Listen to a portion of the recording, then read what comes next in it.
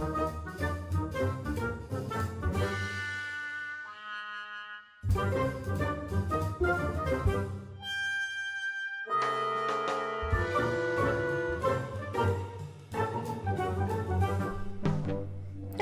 Arsenette from Ramley Regan, and we're alive! And if you heard our previous podcast, Video Game Hangout, you know that I used the same pun twice!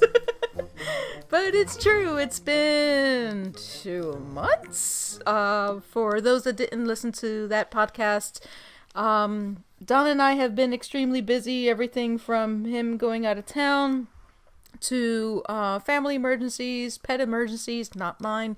I've been pet sitting, and we're moving in a month. As of today, it'd be, so it's kind of crazy. And so every single time we were set up to do something, all of a sudden I'm like, William, can we move it to such and such date? And he's like, okay. Sorry, can we move it to such and such? And he's been so nice. So yes, William, introduce yourself. Hi, my name is William, and hooray for demonetization! We can now use foul language. So, followed by a beep. YouTube's a giant butt. Yeah.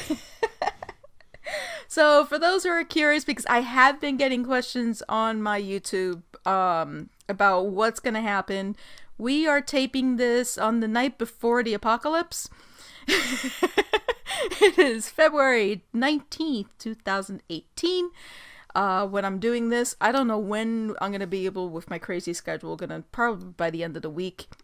So February 20th apparently is the magical day that was written on my letter. William, you got one too, right? Yep, exact same letter. Okay. And so February 20th, I actually have the specified amount. I think it was supposed to be 4,000 hours, viewed hours. What's it called, in 12 months or something like that. Yep. But I don't have the subscribers. Yep, I'm in the exact same position. Yeah, so it's not either or, it is both. So it's probably worth mentioning, you should subscribe to Arsenette's channel right now. See, I'm one of those weird people. I don't mind if other people do it. I just don't do the like and subscribe to blah blah blah blah blah. But I'm not gonna change how I do things. I did an entire separate video. If you're interested, it's on the same channel that you're watching this, because I put it on my channel. And it's just, I'm just gonna let it be. If I end up getting people, great. And if I lose people, great. It's just, I do it for fun. I've enjoyed doing this. There's an entire video on why I'm doing this at all. And if it happens, great. And if not, great. And just, and I haven't introduced my hubby, who's sitting next to me. Yes. It's funny, the adpocalypse 2.0 that's coming. Yep. It kind of reminds me of, for those of us here in America, Thanksgiving when you're in primary school, there's a thing we used to do where you'd put your hand down, you'd trace it, and you'd turn that into a turkey on a piece of paper, and then Mom would put that on your refrigerator or whatnot. YouTube kind of did the same thing, except it only had one finger. I was trying to figure out where you were going with this. So as great as that analogy is, I think I have to slightly correct you on one thing. Uh-oh. Technically, this is Adpocalypse 3.0. Oh, yes, because 2.0 was hashtag Logang. No, that was 3. Number 2 was the pedophilia controversy. Oh, I forgot about that. How can we totally forget about that one? Adpocalypse X.X. Because it could be anything. The Logan Paul thing happening on December 31st was just a perfect just picture of how bad of a PR year 2017 was for YouTube. Yeah. And it's not getting better, unfortunately.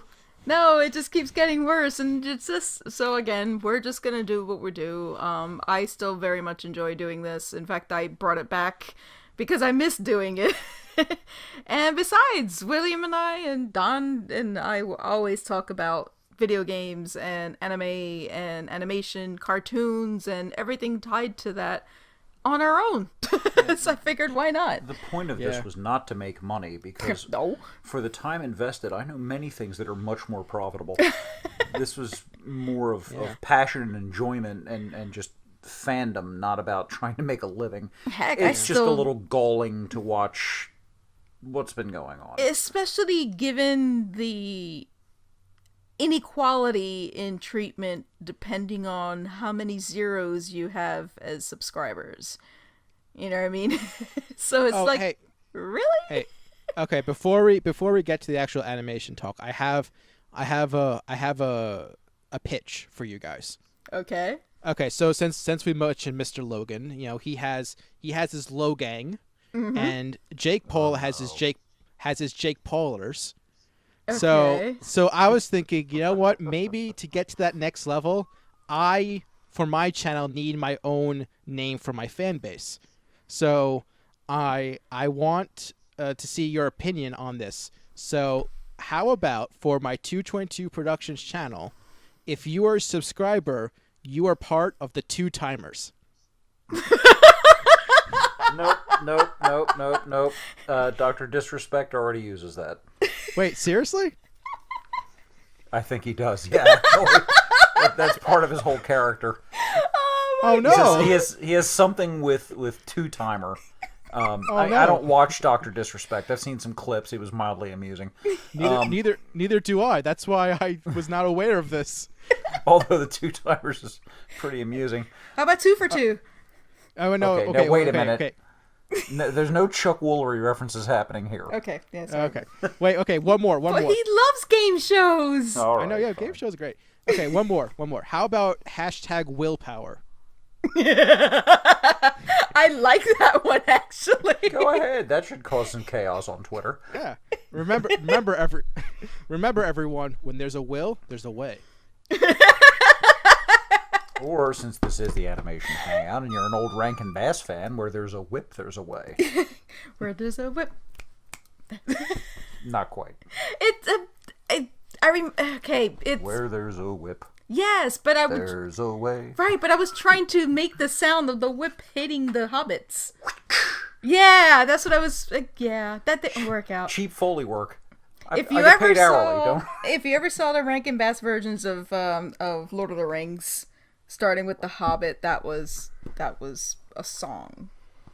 Anyway. They added a lot of music.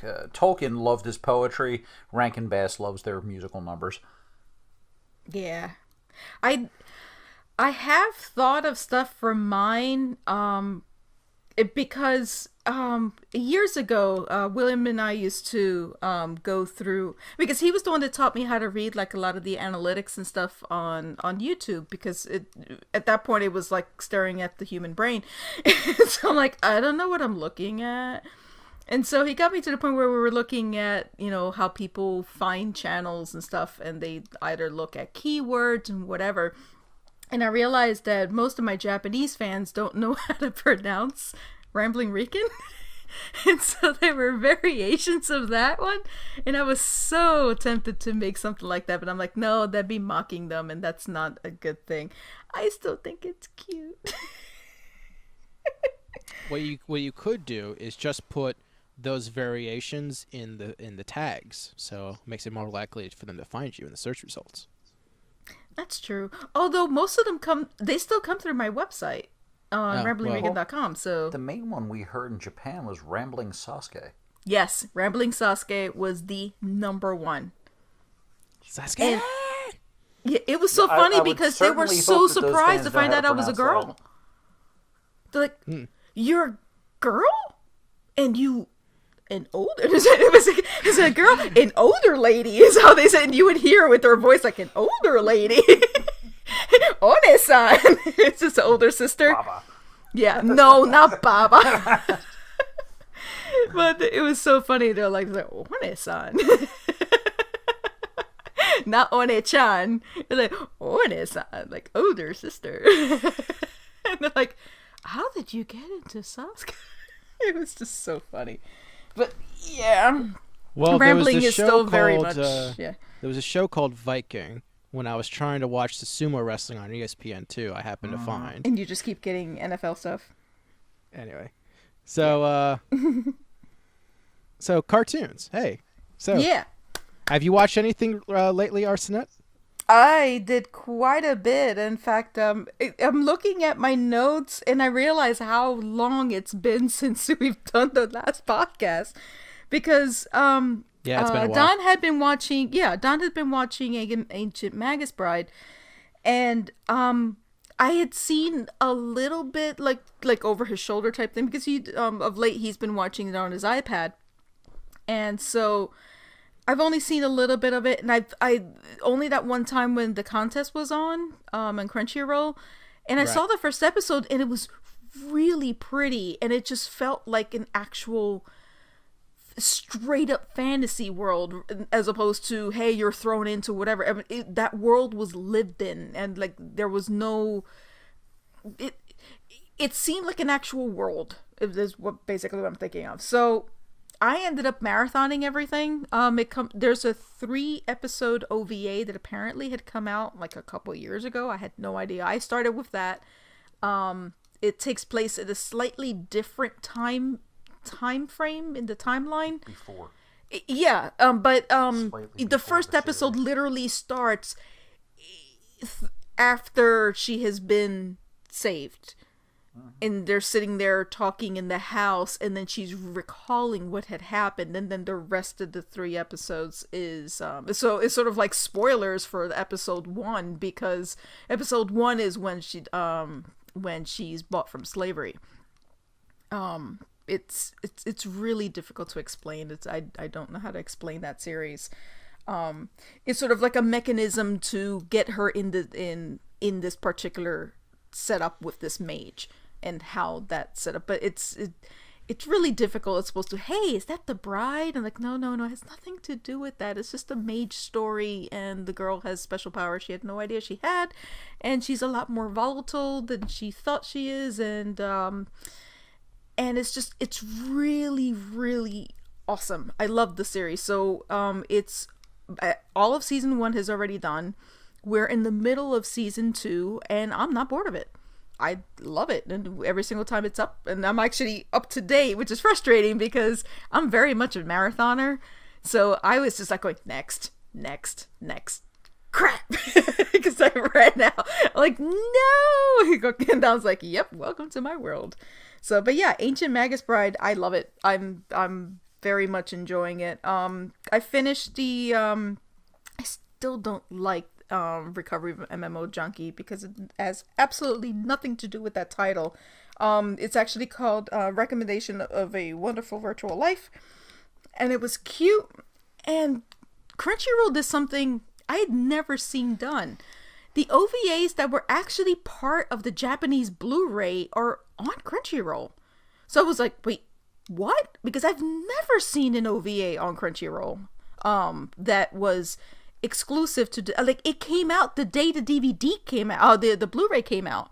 That series, the Recovery, what's it called? Recovery at MMO Junkie? Yeah, I don't...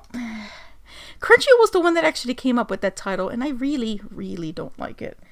So it's actually called Recommendation of a Wonderful Virtual Life, and that's actually on the title when you turn on the series. So it's like, I don't... In English? Yeah, in English, it's literally on there, and it's not like a that's literally part of the title. So I know it sounds weird, but this isn't, the series is not about an intervention, so I have no idea of why they came up with a stupid title like that, and it gives off a completely different vibe to what the actual series. It's a really cute series. It's very light. It takes place, I think I mentioned before, it's a woman that had been disillusioned working the corporate world, and especially the corporate world in Japan. I swear that the woman was working for Dentsu, because I've heard stories of that marketing company. It's just, yeah, it pays great, but they basically own your life, and so she finally just did not want to live through that, and so she basically retired, and she ends up playing an MMO to kind of kill the time because she's become a NEET. Woman's 30 years old. And so I liked how that she was an adult. And yeah, she got goofy in situations and whatever because she's still, a human being. But she was very much an adult. Everyone acted like adults. And even some of the interactions, and of course there are, because this is basically set up as a rom-com. Mm-hmm. But it was really, really sweet. And it's incredibly short. It's only 12 episodes. And an OVA, which feels just like a long episode. And it had a nice, satisfying ending. Now, this series was actually a web novel, I think it was. I think so. And I'd never seen it before. And it's cute. So if anybody just wants to see something lighthearted, there's like no major drama. It takes a couple leaps of faith, but it's just tropes you get in a rom-com. It's nothing crazy. But I loved it because there's a certain trope that gets overplayed that drives Don and I crazy. The idea of, he's about to confess something and the phone line dies. And then in the normal series, it'll be 3 to 4 episodes by the time they finally get to resolve the stupid thing. Here, it was literally 30 seconds.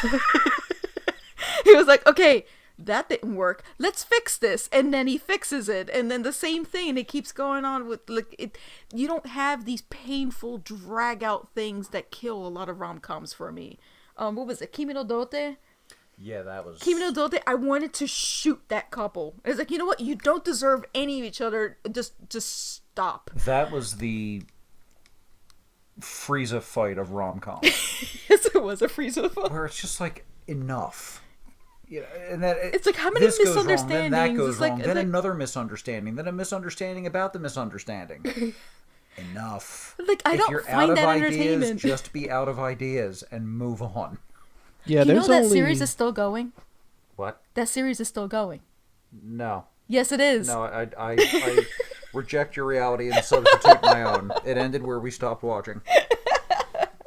There's only 2 anime rom-coms I've actually seen. Mm-hmm. Now that I think about it.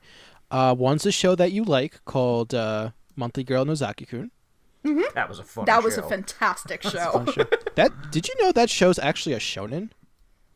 Really? Yeah, they did class it as shonen. Surprisingly. Yeah, the original manga is a part of a shonen publication. That would probably make sense because of the guy, because it's not a girl centric, and you could argue that both ways. Yeah. Yeah. Well, most people automatically think shonen is going to be a fighting thing, and it isn't. Well, not always. All it is that it's aimed towards boys. Right. Yeah. But you could argue that series bridges shonen and I wouldn't say shoujo, but to some degree. Yeah.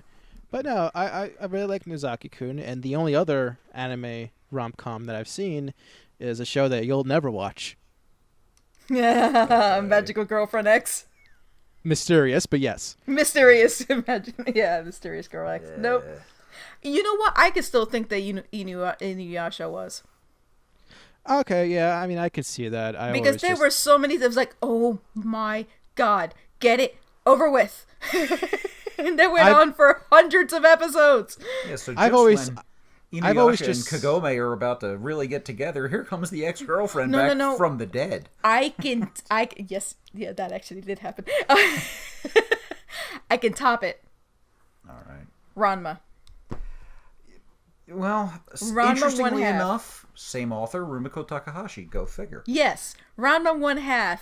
You get to a point where something is about to resolve. What does she do? Add another character! Akane and Ranma are finally going to confess to each other, and now it's time for... shampoo! Yet another of Ranma's betrothed to appear that he knows nothing about. And this goes on for season... She never finished it! Oh my god. Basically, we can do an entire episode just every time Rumiko Ranma's father Takahashi. Genma needed something to eat, he would just sell his son off for a meal. Did you ever watch Ranma? I own it. I haven't watched it yet. I will. Okay. I promise. That's fine. You're gonna have a hard time with the series after a few seasons because it was popular enough to keep running, but they really cut the budget. Yeah. And the animation gets pretty rough at certain points, but then when you watch the movies, I it love just the completely OVAs. redeems itself. The OVAs are hilarious. There's one called One Over Kuno's Nest. Yeah, One Flew Over the Kuno's Nest was the English. Yeah, Kuno is one of the characters, and of course Tadewaka Kuno, yes, age 17. It's about a phoenix egg. It's difficult to explain. I don't want to spoil it. You just need to say it. But there's a tagline at the end of that movie that, to this day, we saw this 20 years ago. Yeah. Yes. We still quote it. It's hilarious. Several of them. It's the "I wouldn't buy that if you slapped me with a wad of bills." And they'd say somebody just goes, "Bah! Sold!" It's just That's really funny. Yeah, it was. Ranma is fantastic. It's a for very funny gangs. series. Yes. If you're expecting some type of deep emotional resolution, look somewhere else. You've apparently never seen anything from Rumiko Takahashi. If you think that's going to happen. Inuyasha. He's perfectly Right. primed Inuyasha for it. actually has some version of resolution to it, whereas Ranma, nope. Just going to keep going. Yeah. So I would probably since you said you own the first series, or I have the entire damn thing on Blu-ray. wow, good for you. More than you. We have the first 3 seasons on DVD. 4. 4 or 5, I think 4 seasons. Right now, my Rumiko Takahashi collection is, I got all of Inuyasha, all of Final Act, all the movies, all that jazz, all of Ranma, and the OVA movie collection that just came out. Nice. I have 1 Pound Gospel on VHS, and I have a couple of VHSs of Ursula Yatsura. Nice. Wow. All right, okay, so do me a favor. Yes. Watch the first couple episodes so you can get an idea of who the characters are. Okay. Then watch One Flew Over the Kuno's Nest. Okay. Because that's hilarious. All of those OVAs are just one shot. So if you recognize who the if you know who the characters are, that's just it. As opposed to who's chasing who. So, but yeah, especially to get to the point where you know who Pichan is. You need to know who Pichan is. So, yeah. Oh god. Love that character. It's a character by the name of Ryoga. You already know the premise of Ranma, right? Yeah. Okay, yeah. So for anyone that has not seen the series, it's an older series, 1990s. It is about a father and a son that had gone to train martial arts. The Anything Goes school. Yeah, the of Anything martial Goes arts. school of martial Yeah. arts. And so they went to training, and they ended up going to this one place that had cursed pools. Like imagine like an outdoor. I think it's in China. I think it's called the Nannichuan, and I'm probably butchering that pronunciation. Apologies to the Chinese-speaking audience. It's like going to Yosemite, where you have all these open It's land of 1,000 springs, essentially. But the problem is they're all cursed. Yes. So depending on which spring you fall into, it's going to do something to you. So in Ranma's case, during training, they're fighting on these stone plinths, basically. You know, if you've watched old kung fu movies, you've seen something like this, where you have to balance and fight at the same time. So he falls into the spring of drowned young girl. Mm-hmm. So now every time he gets splashed with cold water, he turns into a young woman. Mm-hmm. He has to get splashed with hot water to turn back into his natural body. And then his father, on the other hand, falls into the spring of the drowned panda. So every time he gets hit with cold it's water, like a 6-foot panda. He turns into this huge panda. Yeah. So and everybody in the show, except cursed. for Kuno and the people that are with him in the school, have all, or a bunch of the different martial artists in the show have all trained at this training ground and all have different versions of the curse. Yeah, so my favorite character is Ryoga. Ryoga comes in very, very early. He's notorious for always getting lost. He has a terrible sense of direction. So he got himself lost, ended up in China, and fell in one of the springs. And turned into Pichan. It's a little pig. And he's so adorable.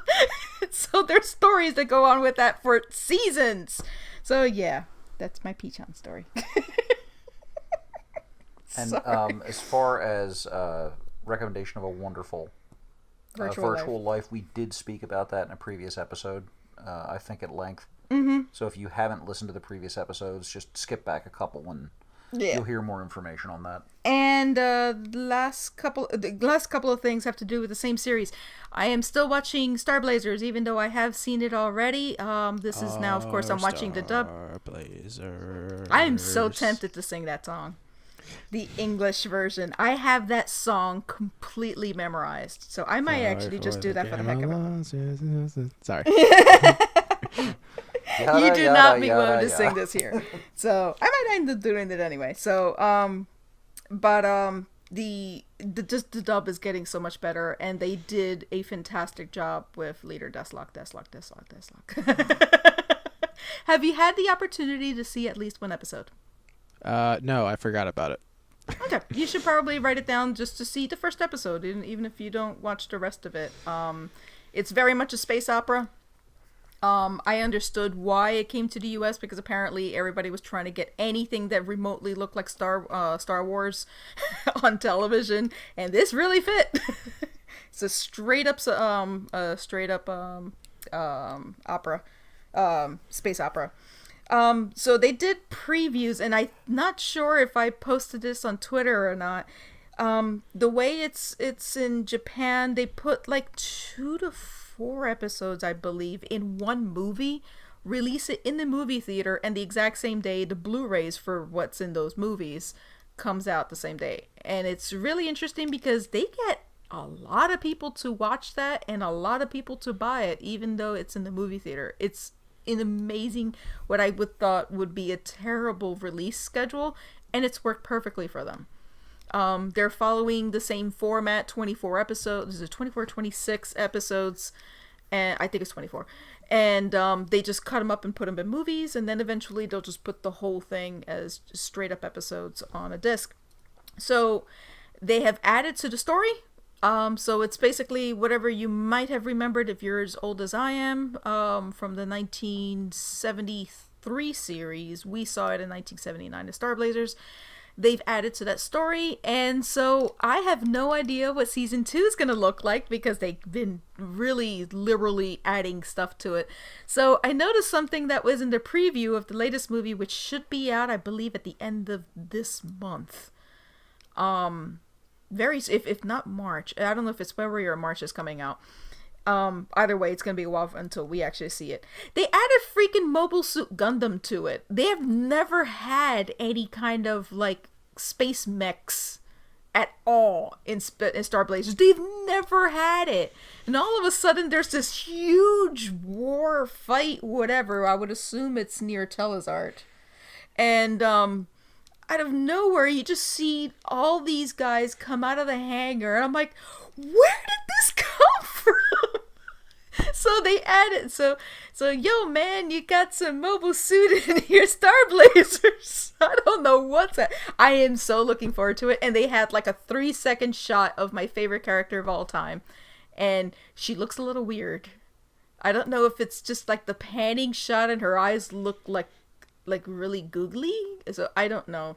We'll see, but this is the first time they actually animate her, because the only photos that anybody has ever seen of her was a fan art. So that one photo of her basically sitting there praying naked, that was actually fan art. That was not the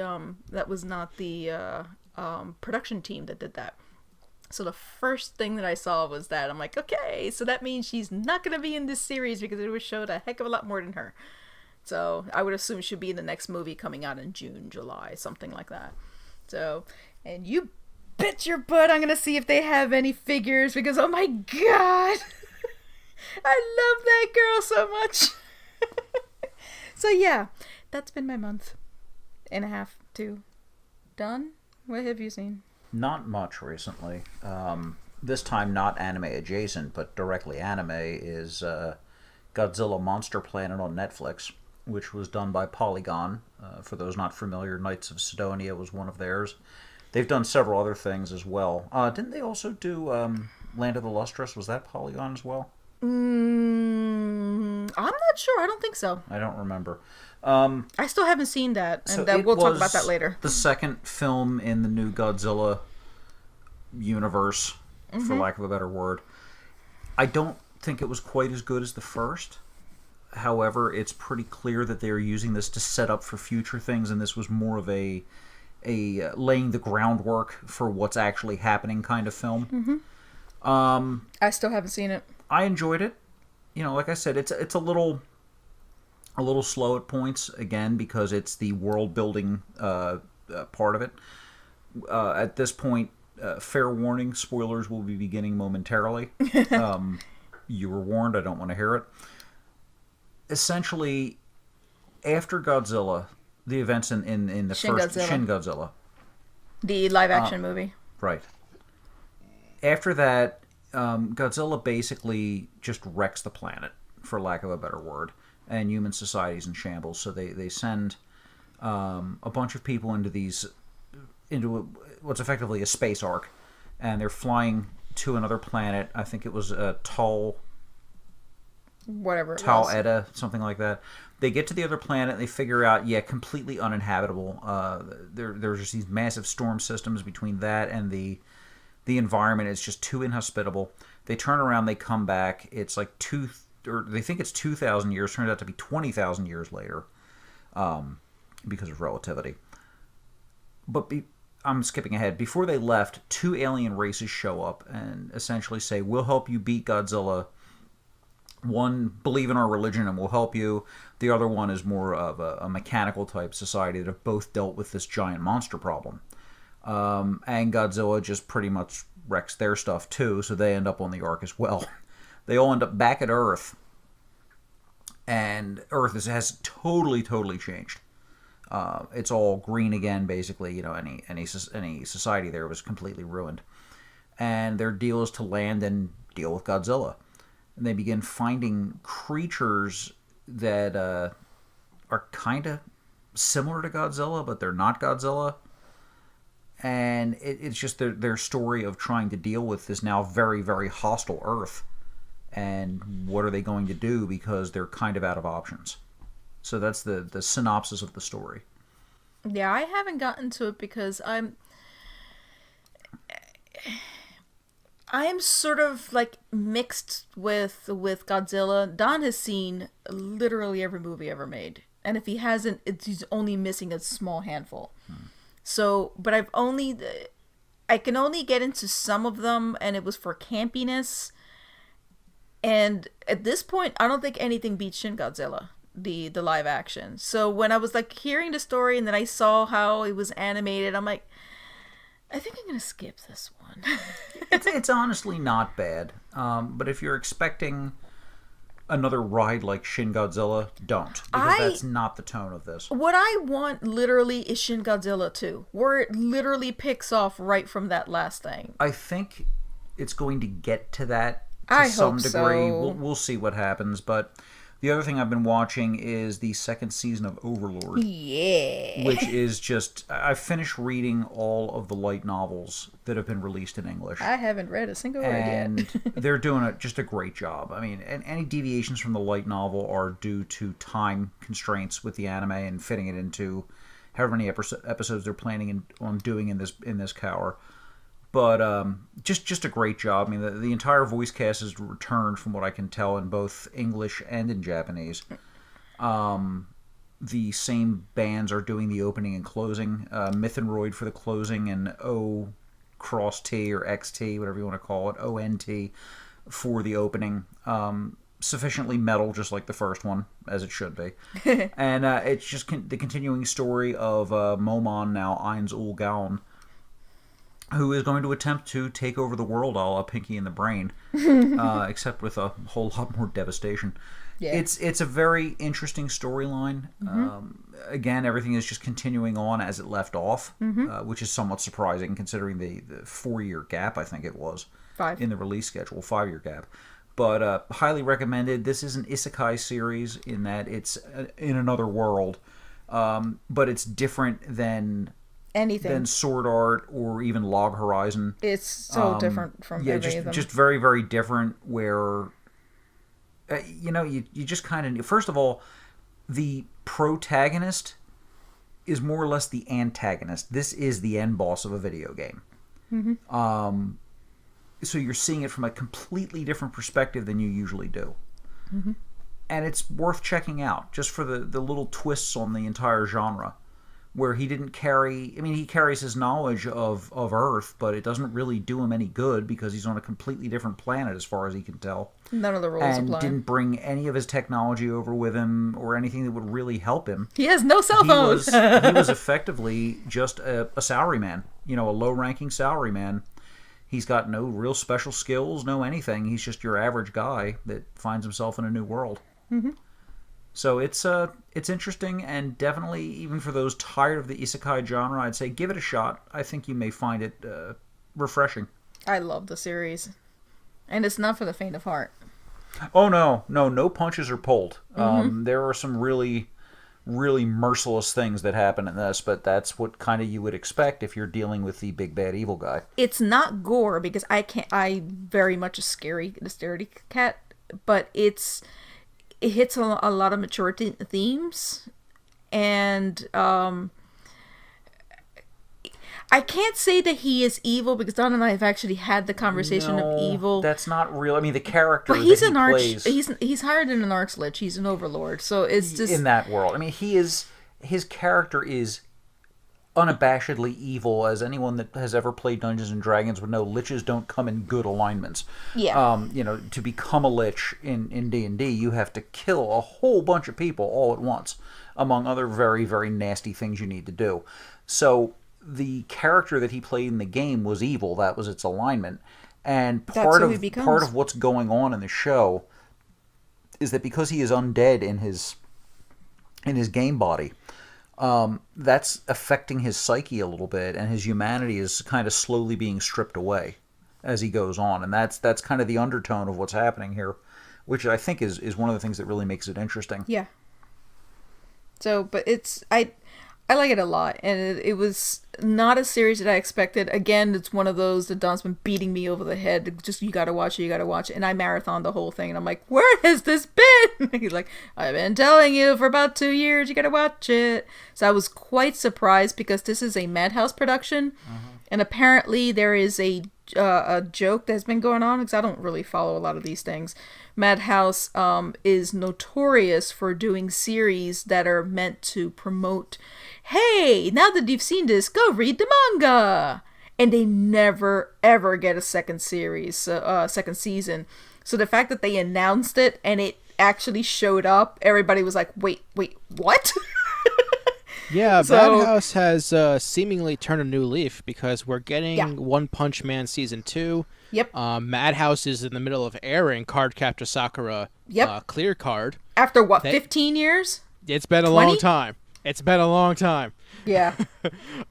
So yeah, they've been dipping into the sequel pool lately, which is I guess is a welcome thing for fans. And so yeah, we'll have to see what else comes up.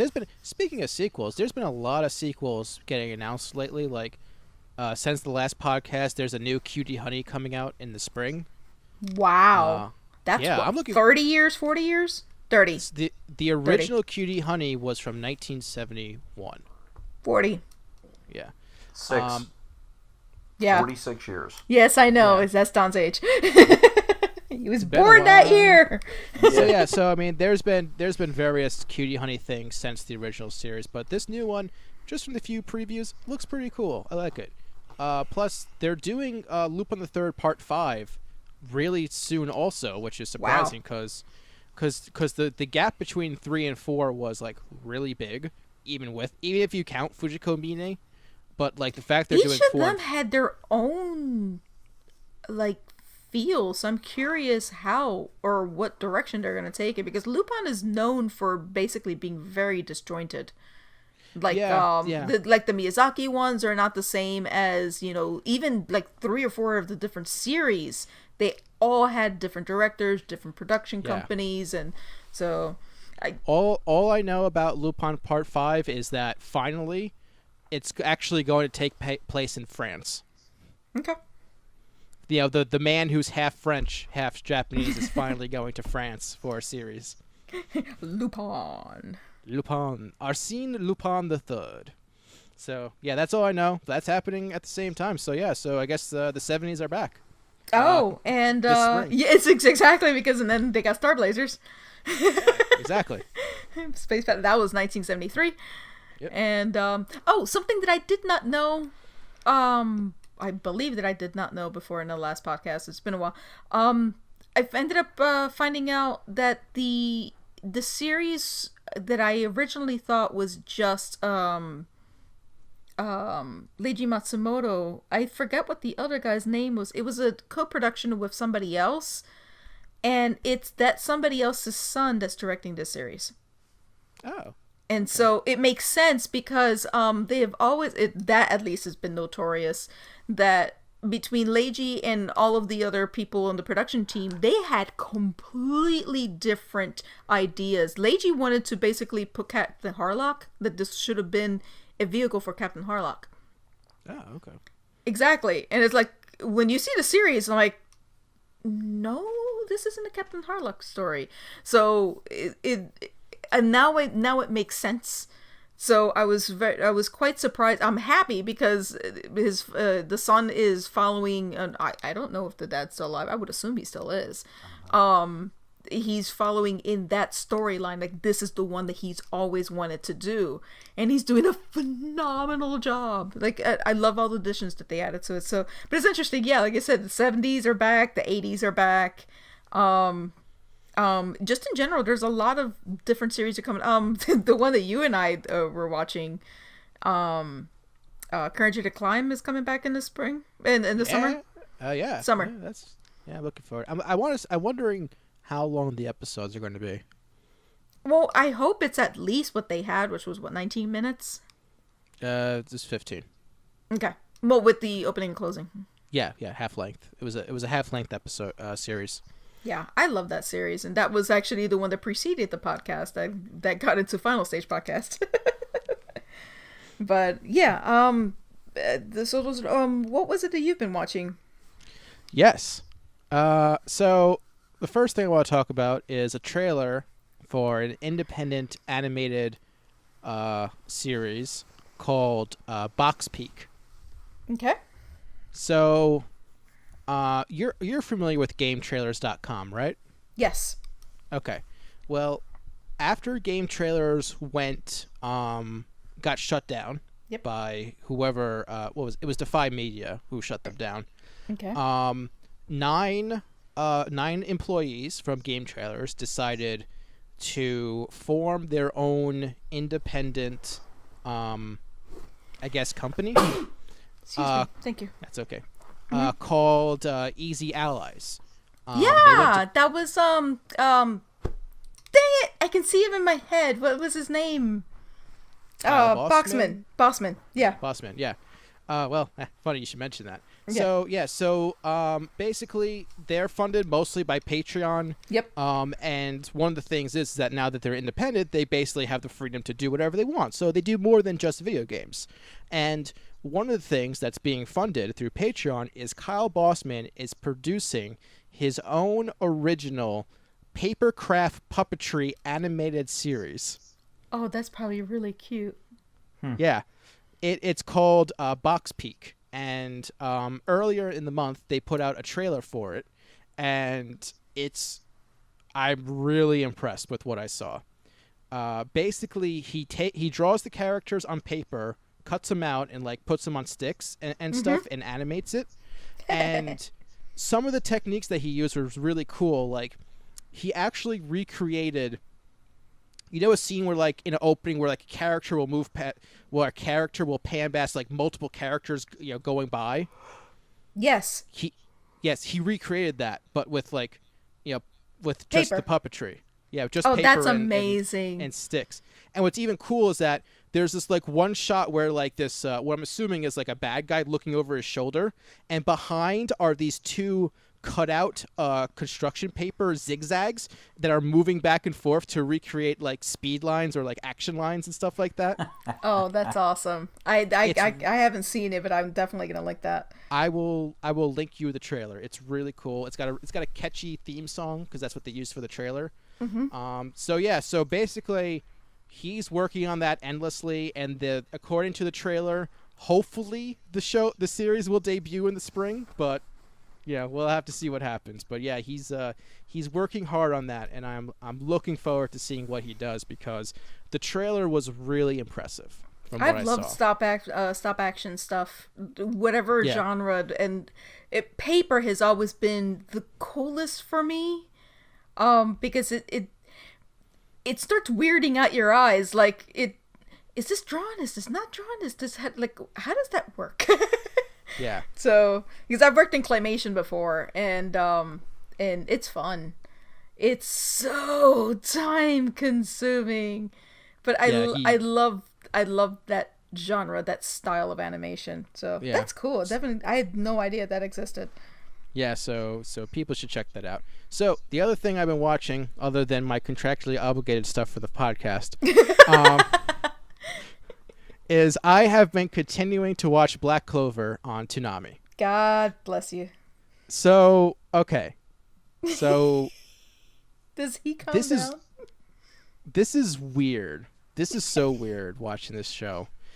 So there's like an emotional roller coaster for me watching this, because sometimes I'm watching this show and it's like the worst thing. Mm-hmm. But then every now and then there's something that I really like that pops up. Like there's this whole part where like they go take this test because he wants to become a magical knight, and like the actual test part is actually pretty funny. And there's this like, you know, one of the big themes of Black Clover is that like almost all the rich people are like very elitist and look down on all the commoners and stuff. And there was this, you know, one little mini story arc where one of the noble people were like making friends with Asta during the test, and like, oh hey, you know, you can do it, come on, don't give up.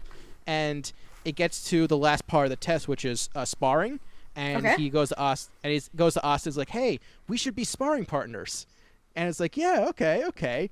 And then once like it's set and there's no turning back, he shows his true colors. It's like, oh yeah, I picked you because you looked like, you know, an easy defeat. And then Asta defeats him in one hit, and it's like really funny and awesome at the same time.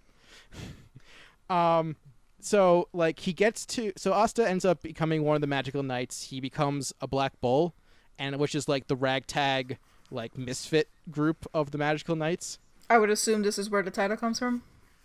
No, the Black Clover actually refers to his book, I believe. Oh, okay. Yeah, Yeah.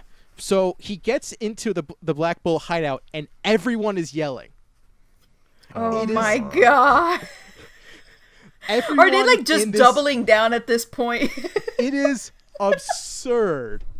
And because everyone is yelling except for the one guy whose characteristic is that he mumbles everything under his breath.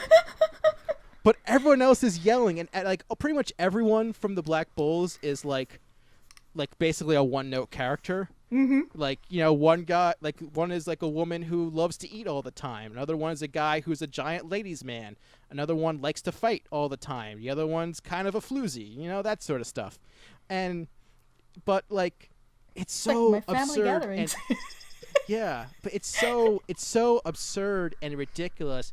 But at the same time, I think there's something about Asta I just really like. I don't know what it is. He's endeared himself to me, and maybe it's because I'm watching the dub, because I heard it's actually better than the sub from some people. That's good. But it's one of those things where it's like, maybe it's because I really want it to be like my next Soul Eater. Okay. Which for those of you who don't know, that's a very specific term that only pertains to me. So like, whenever someone says, like, you know how some people might say, oh, it gets better later is not like a good statement. Mm-hmm. For me, if I believed that terminology, I would have given up on Soul Eater, because I love Soul Eater, but I hate the early episodes of Soul Eater. Okay. And Don's just nodding his head. Because I got through the first couple, and I'm like, okay, and I never went back to it. And Don's like, you have to go back and watch the whole thing. No, it gets really good. Yes, it gets it gets really good. And I'm kind of, maybe it's because I'm hoping Black Clover becomes the same thing, because it's kind of become the punching bag on the internet. And when it comes to the internet, there's always like hyperbole and well, stuff yeah, like where that. they actually just like start piling on. Yeah. The series is incredibly popular in the manga, so there is something there that people are latching on to. It's just the anime adaptation is lacking, from what I understand. I saw it, the first episode, under duress. First episode's not great. In Japanese. We've had that conversation. Us yelling. I was just like, yeah, I'm going to get through this episode because I've already invested 15 minutes in it. And then I'm never going back to this series because, oh my god. You guys have a heck of a lot more endurance than I do, because I think I've had that conversation about with MMO Junkie, where I could not do like the differences between the sub and the dub, that I could not get past certain performances, and I just literally shut it off. If that was just the first episode that I saw, I would not have watched the other language. I was lucky that I saw the Japanese version for that one. Maybe it's because in the English there's at least more people that are watching. I mean, heck, freaking Dragon Ball Super exists, and that's just a train wreck, but people still watch it, and that gets like lots and lots of that actually rates. It's in ratings over there. So in the gets better later vein, and this gets talked about a lot with different anime reviewers and podcasts about, you should try to stick out shows for at least 4 or 5 episodes. Was a show called Kotora-san, which the first 2 episodes are the most depressing thing I think I've ever seen, including the opening of the movie Up. Oh yeah, so, okay, I know which one to talk about. I mean, it's rough. But I'll tell you, if you don't press through those first couple of episodes to really get the stage set, you're missing out on a gem of a series. I was yelling at Don, literally, because that series was set up as a comedy, and there was nothing comedic about what I was watching. And I'm like, nope. And it goes, nope, go to the second episode. Whoop. And even this end of the second episode was worse than the first one. Right. I'm like, what are you forcing me to watch? The writers did such a great job of taking you to the very dark place that Kotora was in when she met the people that changed her life. Right. Because when that starts to happen, you're in it. It's a story that she can actually read people's minds. Right. So you are, by the time that things begin to turn, you are so fully invested in her as a character because of what you've seen her go through, that you go on the emotional journey with her through the whole thing. Yeah. And I think if they had not opened the show the way they did, it wouldn't have had the impact. And it would have just been another also-ran. Same thing with Madoka. I am not at all, like, I don't like Sailor Moon. I'm not into the magical girl show, like, at all. And Madoka was the same way, where you had to go through the 4th episode, like all the way to the 4th episode, and it was like the end, the cliffhanger in the 4th episode, going, "This is not Sailor Moon." And then I went on but so yeah, and it's always difficult for series that are short. Like we're getting so many one-hour stuff of the last, like, the 10 years, because before you would say a series and that was an investment of 24 episodes. Now you can at least turn around and say it's 12 or 11 or even 10, like MMO Junkie was 10. Mm-hmm. So it's difficult, and I don't have the patience that you guys do, because we're going to be talking about later. It's just like, I would have shut this down such a long time ago. And I rely on a lot of things that Don goes through, because he'll sit and watch a good portion of every single season, and he'll give it a pretty good shot. And then by the end of it, he ends up finding something that he really likes, and then tries to convince me to watch and marathon it. And he always has to do the same thing. No, just get to like the 3rd episode or so. There's some that sell the show after 1 episode. But yeah, Black Clover, there wasn't anything I think because I'm actually now completely out of the shonen. There's very few shonen stuff that I can watch now these days, and this is so formulaic shonen that I really. And with him screaming like that in both languages, and just nope. I'll say this: the screaming has grown on me to the point where it's funny, and maybe it's because it's become so bad. Stockholm it's funny syndrome. To me. Maybe. There's something endearing about the guy. That's all I can say is that maybe it's because, I watched Naruto when I was younger, and there is a lot of Naruto in Black Clover, but there's just something endearing about Asta at this point that it's like, yeah, it's getting better. So we'll see what happens for now. That's cool. Yeah. All right. Moving along, I'm just looking at my notes. I had forgotten that we hadn't even touched this. In fact, I believe it was just a few days after we did the last episode. We were just having a conversation about Anime Strike, that there were a lot of series there that looked very interesting, and I wasn't going to do the double paywall thing where you have to you don't pay have for. to. I don't have to because I already have an Amazon Prime. So they announced, and I don't even know when, because I actually did not write exact day when they did this. It was early January. Oh, January 12th. January 12th, 2007. No, they announced it they launched it January 12th, and I think it was right at or right before the 1-year anniversary. So it had to have been early January, where all of a sudden, now it's really funny how I found out, because I didn't read anything yet. Someone had kept Arcada, Glass Reflection, had been, because I very much follow him and Cannabis Effect, and they were talking about Girls Last Tour. And they said, maybe you should just check it out. And, it's a really fun series, despite what the show actually is. And they were talking about Land of the Lustrous and Made in Abyss and all these different series that were all an Anime Strike. So just for the heck of it, I'm thinking, it's always difficult to see what anime is actually available in in Amazon Prime. And so I just went to check it, and I started just searching things and whatever, and I'm like, let's see. All of a sudden I saw that it was available. It's like, okay, so I put that on my list. And then I saw another one. Put that on my list. I'm like, wait a minute, this was an Anime Strike.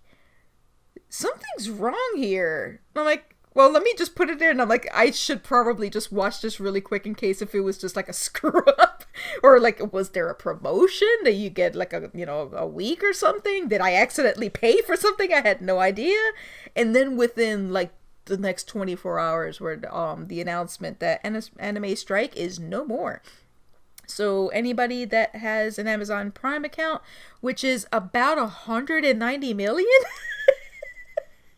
I think it's like 190 million residents of the United States have Anime Prime. I keep saying anime because I keep reading Amazon Prime. That's available now. I wish it was a lot easier to find, because Prime Video is just a disaster. It's not Netflix. It's very difficult to find stuff. But let me see. I wrote down, actually, all I did was basically copy the press release. Let me see if I can try to find all the series that they have. Hitorajime, My Hero. I don't know what that one is. Kubukibu. I don't know that one. Yeah. Anonymous Noise, Grimoire Zero. Grimoire of Zero I've seen. I thought that was a pretty good show. Hozoki no Retsu. They call him Hozoki's. Reitetsu. Cool. It is actually, I looked up Reitetsu, and it is cool-headedness is one of the translations. Okay. And it kind of makes sense. That's what Sentai sells it as. Okay. Now, I saw the first season of that and really enjoyed it. It's very dry humor. It's The Office in hell. Basically. Classicaloid. No, I don't have High Dive, but apparently it's crossed with a couple things of High Dive. So there's some question how long these things are going to end up there, or they might just like disappear after a while. Mitsubishi Colors, Takonomi. Some of these things I haven't seen. Pop Team Epic. Everything has Pop Team Epic. Okay. Literally every streaming service has Pop Team Epic. Okay, so the only ones that I like are Girls Last Tour, Land of the Lustrous. Made in Abyss, I probably am not going to be able to watch. I've heard many reviews of it, and I'm a bit on the squeamish side, and that series pulls no punches. Yeah, you're not going to like it. Yeah. Also, Anime Strike has Danmachi's Sword Oratoria. Yes, that was the other thing. Excellent. It's a side story to Danmachi. Danmachi is it okay to pick up girls in a dungeon? Which just got a season 2 announced. Yes, I am looking forward show. to it. I was very surprised considering the memes because of the ribbon boob chick. You must use I the love technical Hestia. term used in the anime. Loli big boobs. Yeah, I love Hestia. Hestia is a fantastic character, despite that she's definitely drawn for fetishes. It's just- What? What? Yeah, but that series is a great series. I love the story that it gives. That is so underdog story. It's just very heartwarming. I love that the growth of that character, almost literally. all of the characters, actually. It's Yes. not just... Yes, every single main character character. has a very specific reason to be there. You care about all of them, and you care about learning more. So I have not seen the spin-off, which is Sword Oratoria, which takes, from what I understand, it takes place during the same time, but from the perspective of the girl that he's in love with. Mm-hmm. And it's her party and her story. So I'm actually looking forward to seeing it if I finally have time, because of this. Maybe when I finally move, I'll probably just have an opportunity to just like kind of chill out, and hopefully the family emergencies do not take part. But yeah.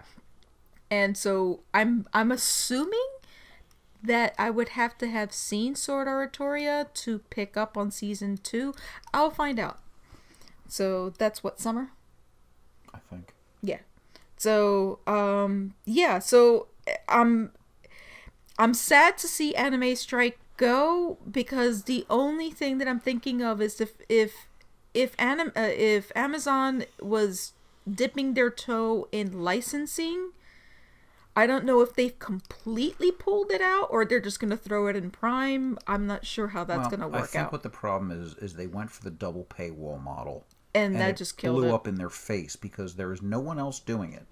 Yeah. So that was, from a business standpoint, Disastrous. ill-advised, because not only was it a double paywall, because I think what they were assuming is that, oh, well, everybody has Prime, so it shouldn't be a big deal to just do it for an extra $5. It's like, yes, but why would I do that? Because I pay for Netflix and I have anime, and I pay for VRV and I have a whole lot more content than anything else.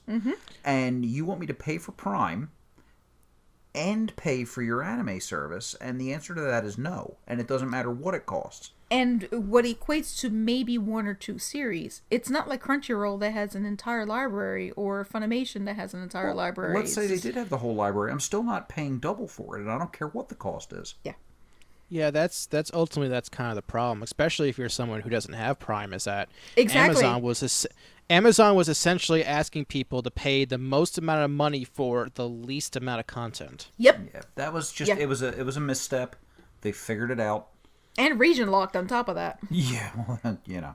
That was his own problems. But so hopefully they just learn from this mistake and go on to attempt to license more stuff, because if they don't, basically right now, if there isn't a huge cash infusion into Japan that goes to the people that are making the anime versus the distribution companies, it's going to go away eventually. at least as far as what we know of the anime scene of today. Netflix has gone a long way from what I've been hearing, and it does not hurt to have competition. Yeah.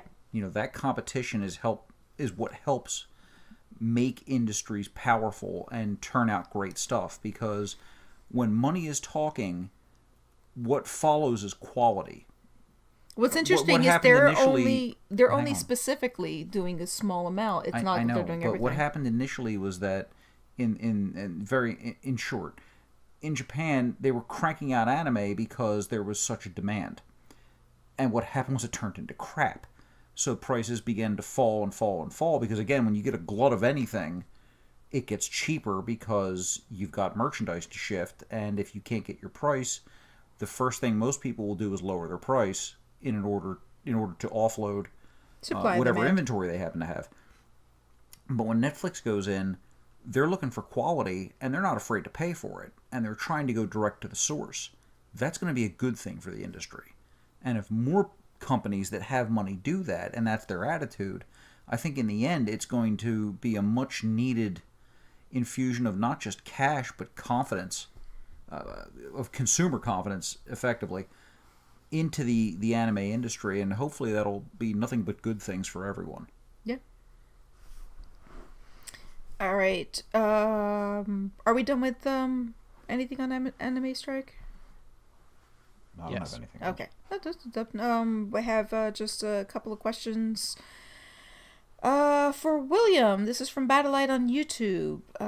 If you're such a big fan of Yu Yu Hakusho, have you seen Hunter x Hunter by the same mangaka? In my opinion, it's even better, though it's quite different in execution. And speaking of the 2011 version in particular, there was an older version which is decent too, but the consensus is that the 2011 version is the best. It's all available on Crunchyroll. It plays on your expectations of what shonen battle series are far more than YYH. Okay, so I have a confession to make. Uh-oh. I have watched Hunter x Hunter because it's currently on Toonami. Unfortunately, I fell off the wagon where I do that thing where if you fall too far behind on TV. Yep. Yeah, so that's what happened. I fell too far behind.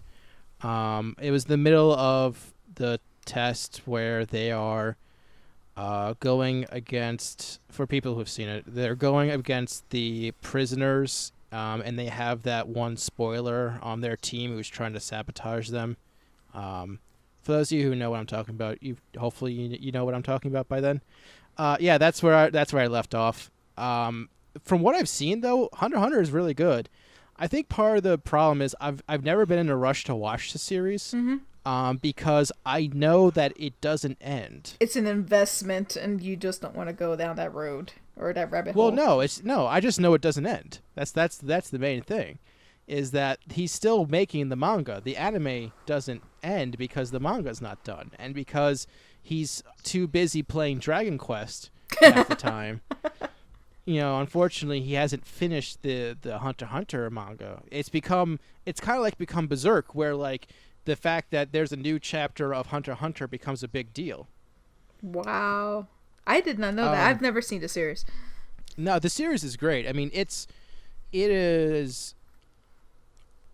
I guess the best way to describe it is it's everything good about shonen. Okay. And not like any of the bad stuff for the most part. Right.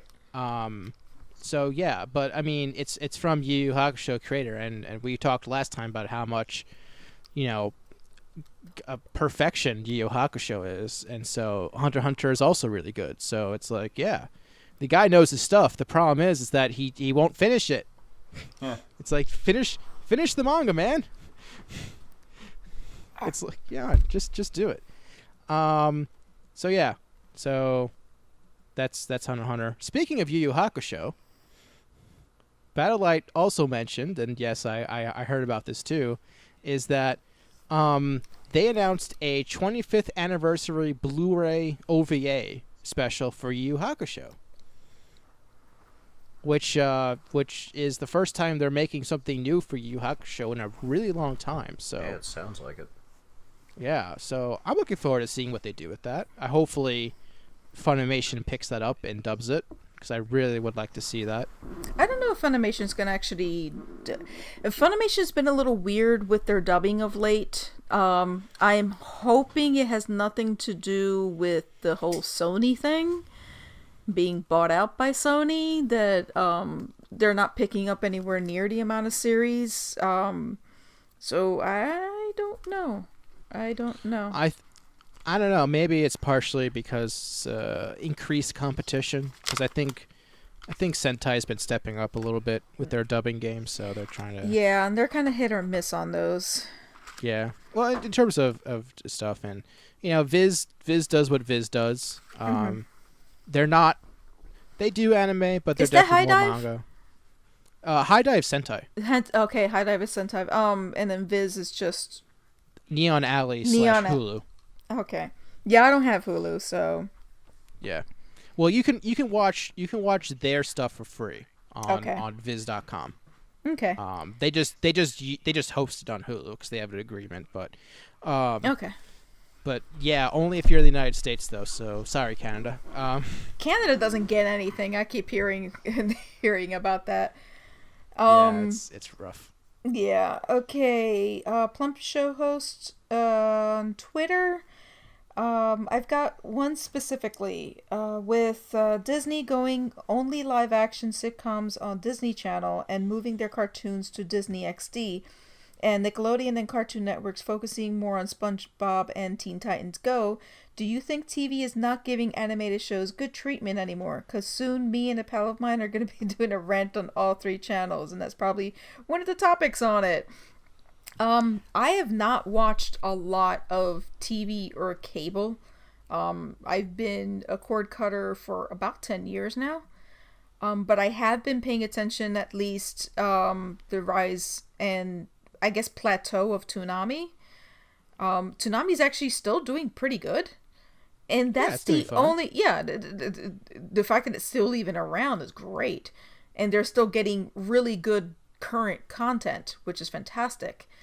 I think that's probably because of Funimation being partnered with them or something like that, or they get a lot of Funimation shows.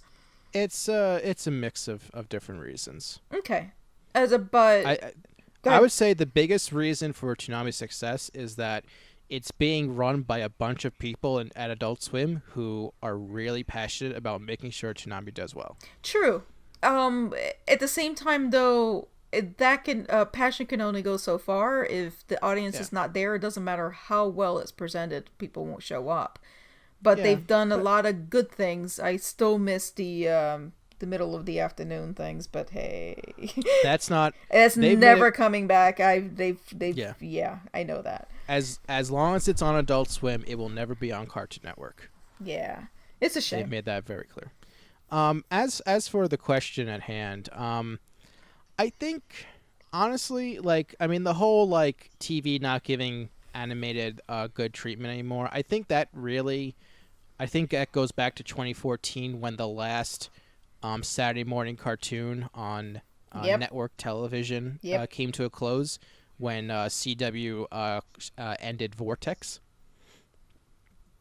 As for I mean, I don't know if it's completely fair to say that Cartoon Network and Nickelodeon and Disney aren't being as animated focused, because Cartoon Network, yes, they give Teen Titans Go way too much airtime. I will fully endorse that, and I think they don't do a good enough job of promoting other shows that are not Teen Titans Go.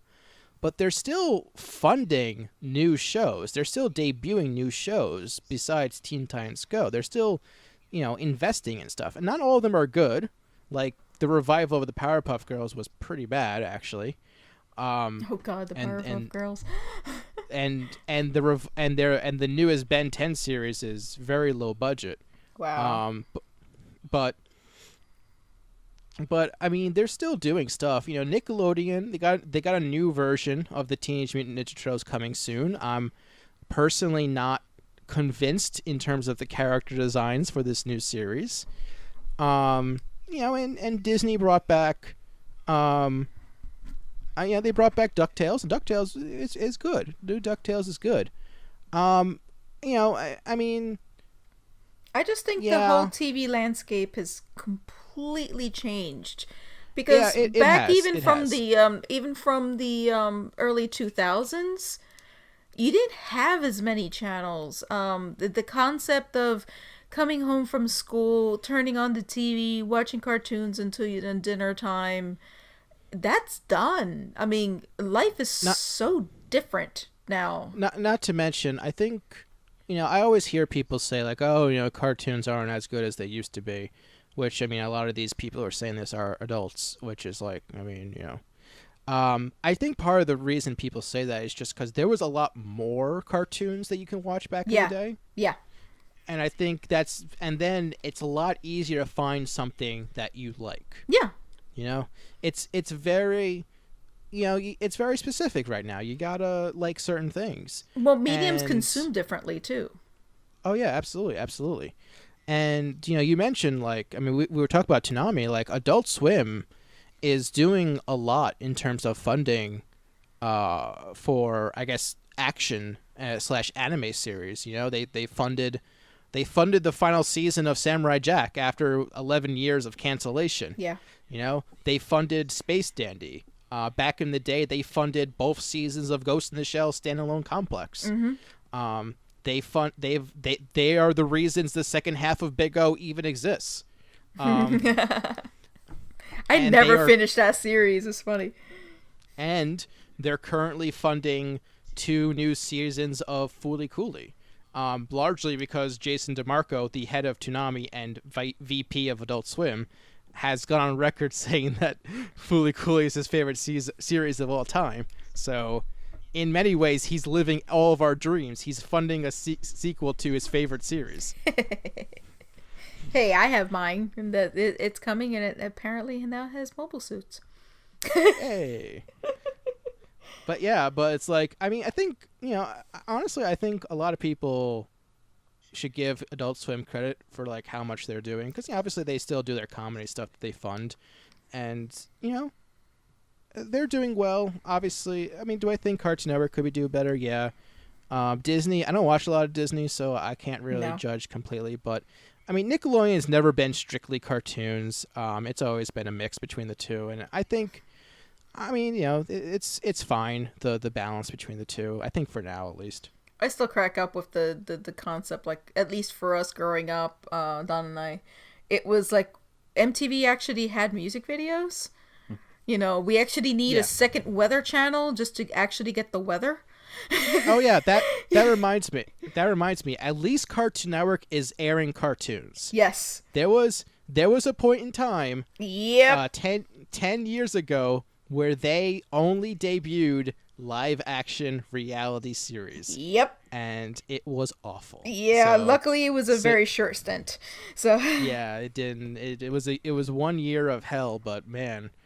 Yeah. Yeah, I remember when they did that. I just tuned out. I'm like, okay, I'm done. Why is this on Cartoon Network? Yep. It was the worst. I watched all of those shows. Some of them. The worst one was Othersiders, which is a ghost hunting show. Mm-hmm. And it's like, I mean, I think ghost hunting is a load of bull to begin with, but like, this is like D-grade ghost hunting. It's like that's pretty bad. it's like, just why is this a thing? Yeah. Okay, so anyway, next one, Badalight. Actually, last one, Badalight on YouTube.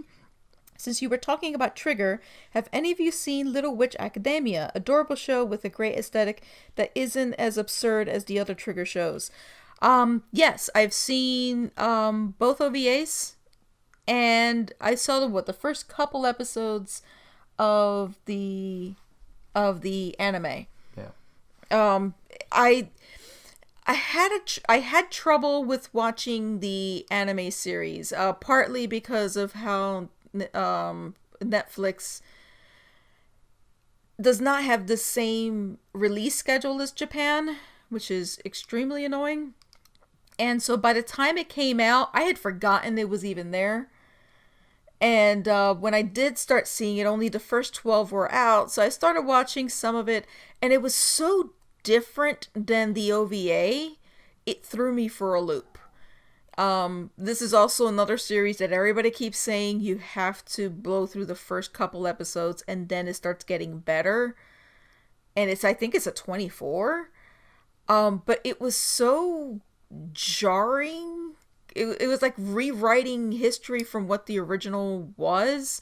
And I'm told that, once they actually got to the series, this is the one that they really wanted to do. And the other one was, because it was such a short form, they didn't really hash out a lot of the, for lack of a better phrase, origin stories. So they changed the origin story a little bit. And so it kind of threw me off. But I have seen the OVAs. I might give it a go because everybody keeps talking about it's a great series, and I like the other one, so I might give it a go. But that's a little bit further down the list. You done? No, I don't really have anything else to add. Okay. You had probably he saw about the same as me because we actually sat and tried watching Little Witch Academia. Did you at all? I have a question. Yeah. Does Space Patrol Lolico count? Oh, as a trigger show? No, I mean as a Little Witch Academia show. I've never seen that. I always thought that was its own thing. Oh, you don't know. Okay. So Space Patrol Lolico visits all the other Trigger series up to that point. Ah. So that's your exposure to it then. So there's literally an episode where they go to the location of Little Witch Academia. Okay. The school and everything else. Okay. That's actually pretty funny. Yeah. Yeah. Oh, sort of attached to that only because I remembered it, Carrie Shawcross from Rooster Teeth, when they were R.I.P. Fan service. It's a shame they actually shut that down. I really enjoyed it for the time that they had it. He was a huge Trigger fan, and so any information on Space Lolico? Space Patrol Lolico. Yeah. He just kept that was like one of his favorite series. So that's the only exposure that I have to it. And Trigger is very hit or miss for me. All of their big shows I don't like. I hate Kill la Kill. I don't like anything about Kill la Kill by any, like, nothing. I think that the show's revolting. Don't like the story, don't like how the whole thing's set up, and the over exaggeration of things to the point of stupid. So I don't like Gurren Lagann. I don't like that aesthetic. So I was quite surprised when I saw Little Witch Academia that it was like, this is the same studio, because I don't like Trigger shows.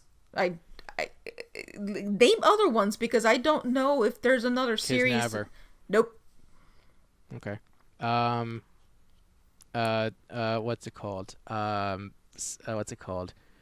Oh shit, what's it called? Sex and Violence at Mach Speed. I would think that's a no. Inferno Cop. Oh god, no. So yes, I'm not a Trigger fan outside of Little Witch, and even then, that's just... It's only because it looks like Harry Potter meets all other fantasy genre that I can actually hack it.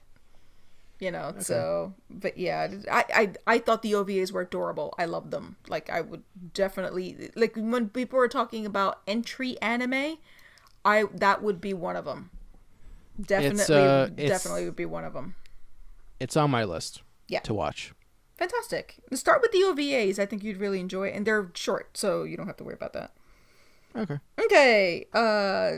Time for the thing that you and I have been waiting for.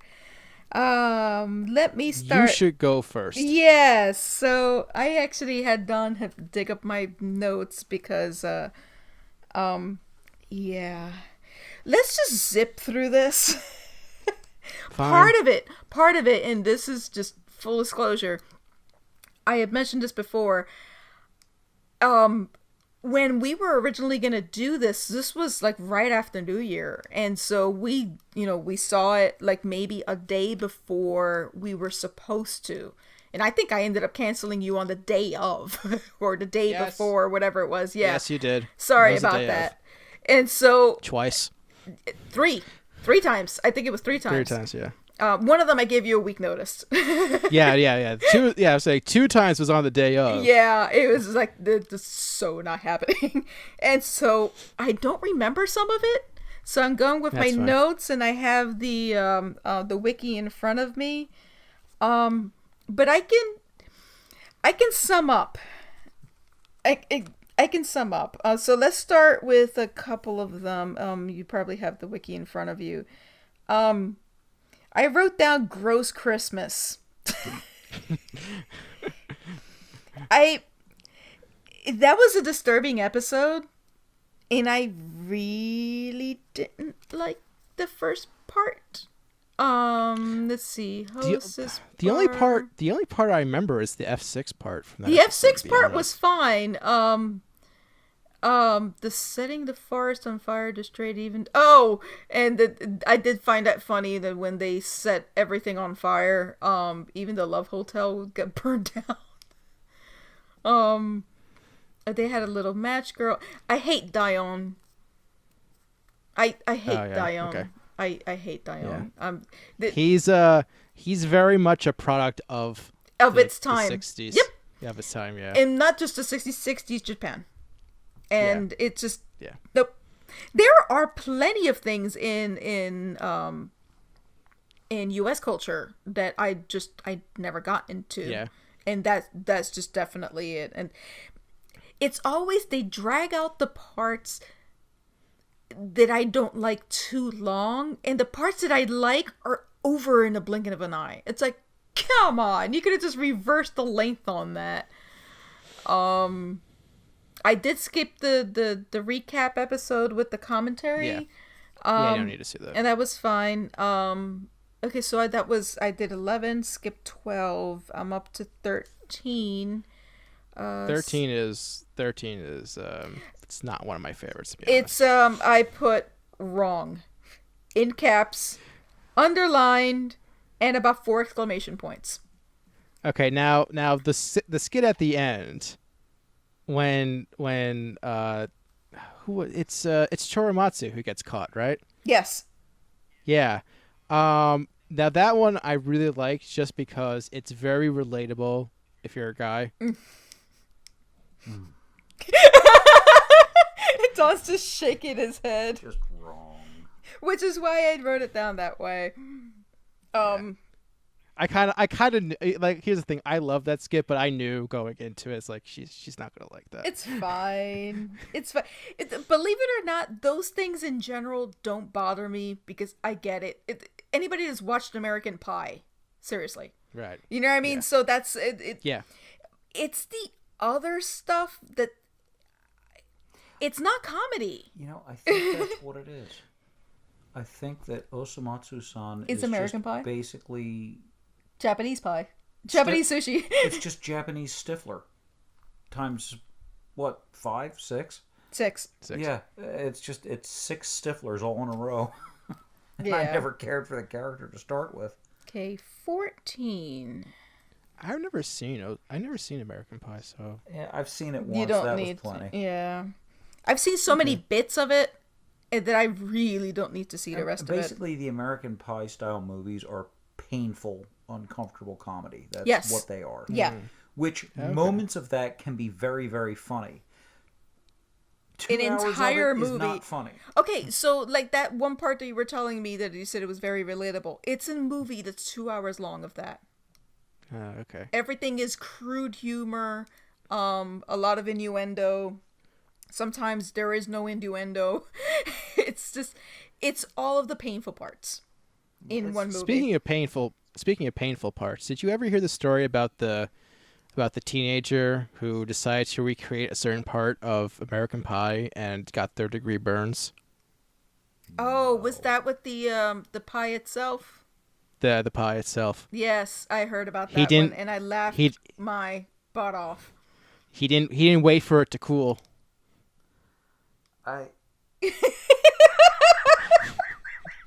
This goes up there with the old urban legend about testing shatter points on windows and airliners. I know what you're gonna say. So they had a cannon that they would use to fire chickens or turkeys, not living. The carcasses of course. At these windscreens in jets, because when you're 600-700 miles an hour, you kind of need to know if a bird impact is going to end up in the pilot's lap. Because sadly that happens all the time. Or in taking the pilot's head off. So apparently, and again, this is, as far as I know, urban legend. There may be some fact. No, that is actually fact. Apparently, one day they were going to test a new window, and they fired the turkey out of it.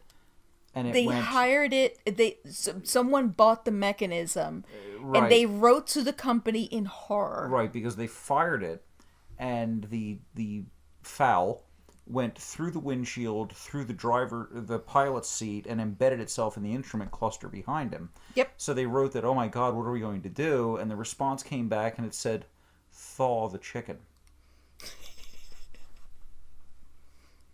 Do you get what happened? Yeah, I get you. Yeah. Yeah. Yeah, that's kind of what it reminds me of. The thing with the pie. It's like the pie. Idiot. Yeah. Let it. What are you trying to? What's wrong with you? At the same time, come on, people, common sense. Just common sense. But well, yes, if sense were common. Yeah, everyone would have common it. Sense is so uncommon; it should be reclassified as a superpower. All right, so 14. Please tell me you at least like the Choromatsu Sensei skit at the end. End credits. After the credits, the skit at the end.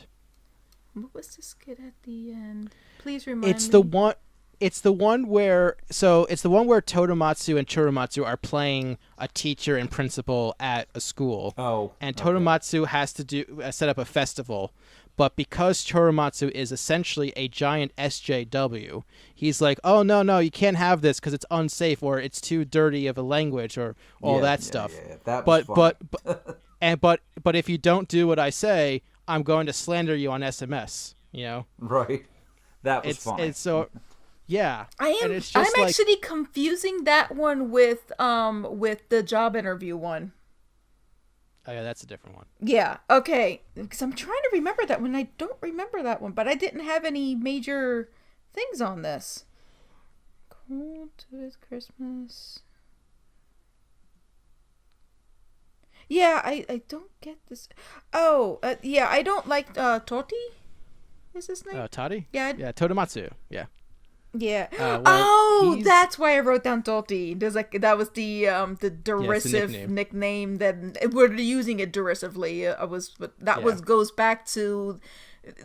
It's one of those rare situations where you had to have seen the other ones to understand where Toti came from. Mm-hmm. So yeah, now I got that one. Yeah. But if I didn't write anything major, I actually liked it. Yeah. It's fine. 15. The interview. That's the one that I keep confusing. I wanted to drop kick him. Like, seriously, I wanted to drop kick him. That skit went on way too long. At first it was a little bit funny, and then it became painful. Then because it was relatable, because I've seen people do this. And it's like, no. And then the worst part is that at the end when the guy just decides that he needs a break and he goes into the other room and he ends up getting the job anyway. I'm like, what's wrong with you? It's like, I know this is supposed to be a joke, but a lot of these things wouldn't be anywhere near as funny or hard-hitting if it wasn't based in truth. And that's the scary part. I think that's probably why I look into too much into these stories. So, okay, so yeah, 15. Did I do 16? No, 15. There was something else with that. Hang on. Oh, the fairy flower. The one on vacation. The flower fairy. Yeah. That was cute. I like that one. Yeah. So I have, I guess, news. You only have one more of those, like, serious, like, cutesy skits left. Okay. And you're gonna have to wait a little bit for that. I have a tendency to like those. Like I like the one, the endearing one with the cat. Yeah. And Juicy in Love, you like that yeah, one? it's like, come on, that would have been great. And I even actually like some of the F6 stuff, which is really funny. So, well, the F6 stuff specifically because of the genre satire. Parody, yeah. Yeah. So, but everything else is just, nope, not my cup of tea. Okay. Well, in this next group, you're going to watch episode 18, which is my favorite. Okay. And the reason why it's my favorite, I actually alluded to back in episode 0 of this podcast. So, playing the long game. So yeah, I mean, you know. Okay, so I'm doing 18, 19, 20, 21, or 22. If you want us to finish at the same time, I would say 21. 16, 17, 18, 19, and 20, right? And then you can do 21 through 25, and we can finish at the same time. Sure. Okay, double check 20, that it's in the right... So I stop at 19? Stop at 20. I'm sorry. Wait a minute. Where am I? It's 5. Okay, that's right, because I'm doing 16 to 19. 16 to 19, and your favorite is 18. Okay. Yay. Well, I mean, do you want to do 20 also because of the whole, like, episode number instance? Because... That's fine. That's why I was asking you. So I might as well... Because I knew I was going to have to add one more at some point. Yeah. Because I saw things out of order with the specials. That's true. That's true. Actually, yeah, it's only 1 episode. I thought it was 2 for some reason. Yeah, because I threw that off. Yeah. I mean, yeah, it's your choice if you want to do 5 now or 5 the next month, because I'll probably do it that way because I'll leave in a high note. Yeah. There's only 2 pairs that are connected to each other, and no matter which way you slice it, it doesn't matter. Okay. What you do. So yeah. Okay. Oh, good, another Yami episode. No. Okay. Look. It's not what you think. Okay, good. It's a. All I'll say is that it's not a Yami episode. It's an everyone and everything episode. Okay. So we are in Shirobako now.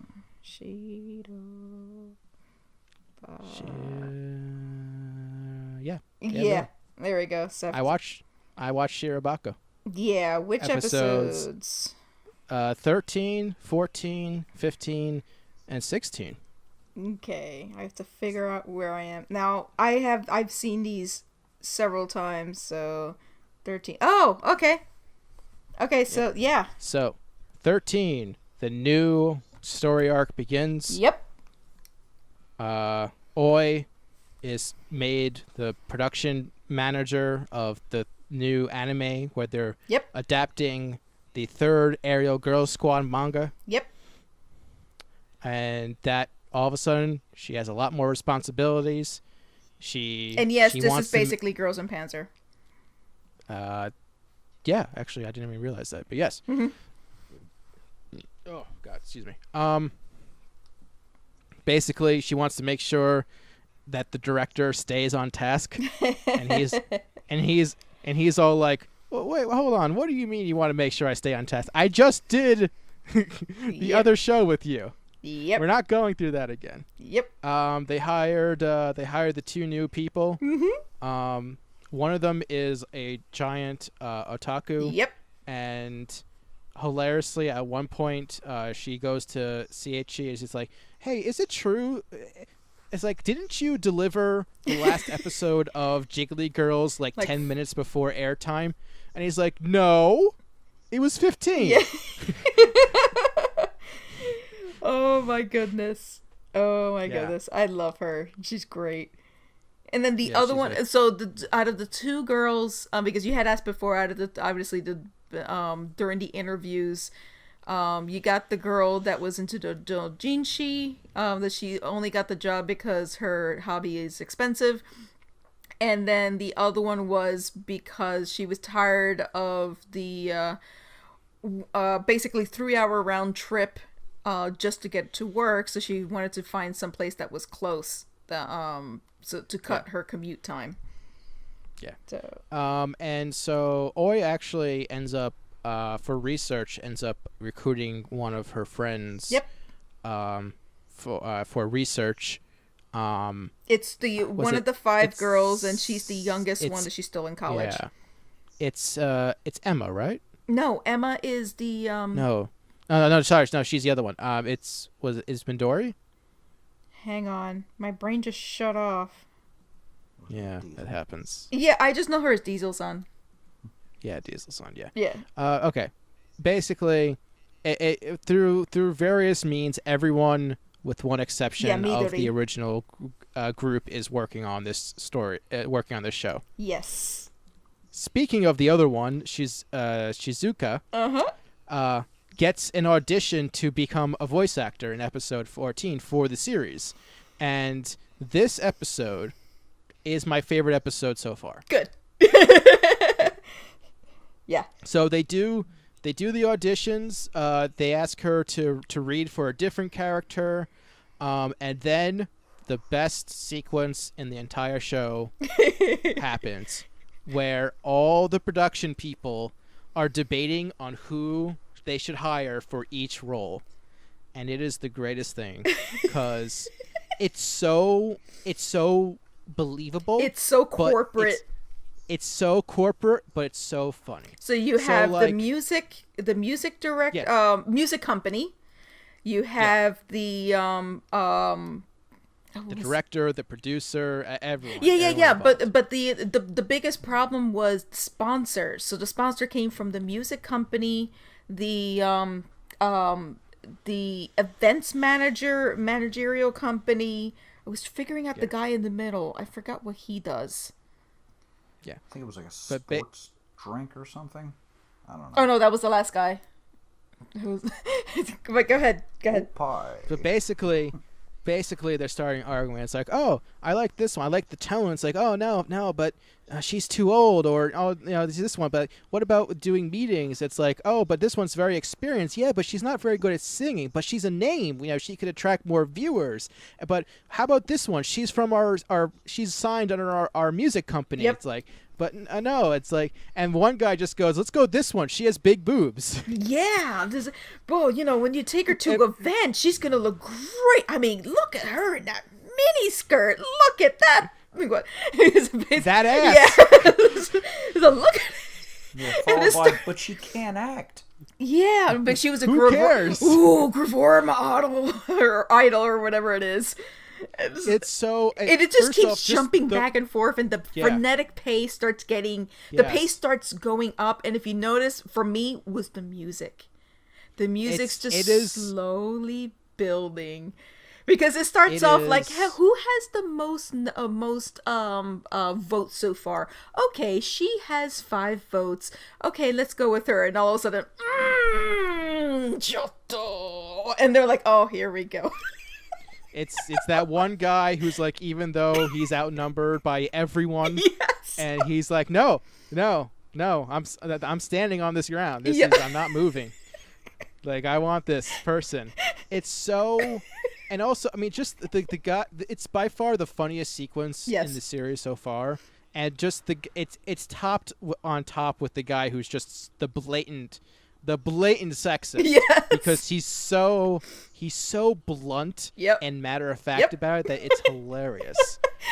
And then the whole time, this goes on for 14 hours. Oh my god, yes. And so the whole time, I'm always going in and giving food that the director had, the owner. That the owner of the company has made. And he's like sitting there cooking, and he's like, okay, let's just do that. And finally at the end, it's like 2:00 in the morning, and they're like, let's just end this. Where's the other guy? Oh, he's probably crying because he didn't get anybody from his company hired. Meanwhile, you got the editor of the manga series show up for all of like 2 minutes. It's like, oh yeah, he approves all the picks. Yeah, don't worry about it. He's like the managing everything. Agent or something like that. Yeah. Oh yeah. Okay. So this guy, the editor guy, was triggering me super hard. That's okay. It triggered everybody. No. Specifically, not for any of the same reasons. he kept using the term funny story. Yeah. And the thing is, right before I watched this episode, where I guess all the episodes where he says that, I had rewatched my panel from Anime Next, and like, I have a habit Little of saying nervous tics? either it's just the way I talk. Yeah. Because I do it in podcasts also. So many times when I'm trying to like add on to a story, I'll always say, funny story, or the funny thing is. I do the funny thing is. I do funny thing is. And I say that I because I was watching my panel, I had heard myself say funny thing or funny story so many times. So you get triggered. Every time he says it, I'm just like, oh my god, please stop saying funny story, please, oh my god. This is legitimately distressing me. By the way, as an aside, remember how I said that every single person in the series, literally every single person, has a direct world correlation? So who is... Oh, actually, hold on. Before you say that, because I think I might know what you're talking about. I actually don't know who the person is. I just know the result of it. He was... I know this... Mm-hmm. Go ahead. Okay. I was going to say, this is one thing I wanted to bring up before you say anything. Yeah. The one thing I knew about Shirobako going in, story-wise, was that I knew it referenced the Polar Bear Cafe controversy. Yes.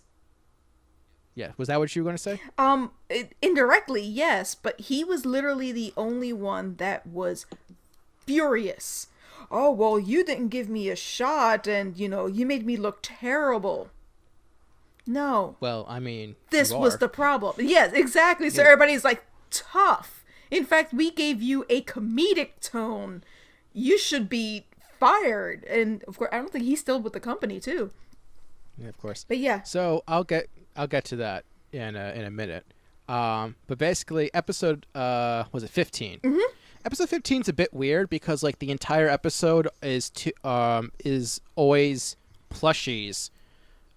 Serving as like the entire episode is like a giant tutorial for how like anime is made. Yes. Pretty much. Also, Suzuya like just missed out on getting a role. Yeah. I forget which episode it was, but like all the girls realized that they're all working on the same series except for Suzuya. Yeah, I think it was the end of 14. Okay. But like 15, the entire episode is just like, hey, here's all the steps for making an anime, all the meetings, all the the preliminary stuff before you draw. I mean, it's very interesting. It's a very different tone because it's like all of a sudden it turns into essentially an educational series about the process of making anime. Yeah, it makes sense later why, because you have to know these parts to understand certain things. But yeah. Oh yeah.